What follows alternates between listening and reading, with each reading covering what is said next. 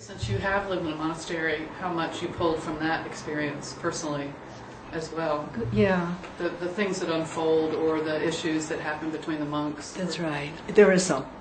It's deeper than what I can say. It's that I have an intuitive knowing how a monastic might respond.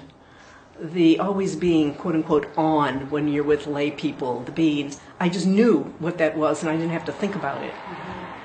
And also, it's easy for us to think that in a monastery everything is calm. And particularly a Buddhist monastery and everybody's meditating and they're peaceful. Well, it's not so.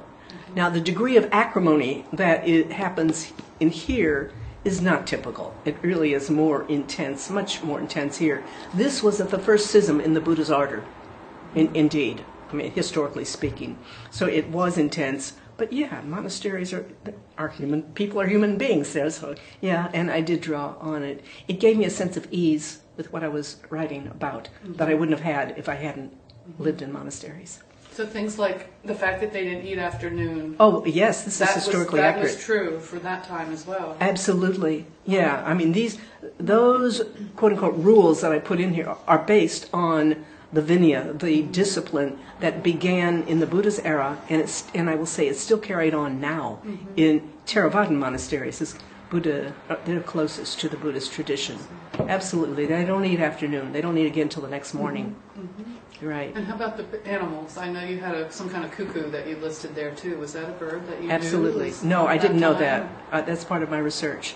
But the link with that cuckoo and how it augured good monsoon coming. Yes. That's true. That's a part of Indian folklore. So I did that research to just make it feel like we were really there. Yes. Yeah. You must have learned so much about India. I learned a lot. Well, when you were reading, I didn't catch this when I read it, but when you were reading and I'm visualizing, you said that monk was considering to squat and pee. That's right. And I'm wondering, have you ever seen monks? The reason why, this is really good. Because they're wearing robes? The reason why is that, and I will tell you, been advised, Stephen Batchelor has been so helpful to me. So I sent, early on as I was writing, I had lots of questions, and I thought maybe you think I'm nuts. I'm asking some really ridiculously small questions. And he came back and answered with other things. And one of the things I didn't ask him, because it never occurred to me, squatting and peeing sounded...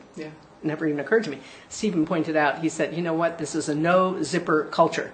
And that is the way they did it. And in fact, some still will do it these days.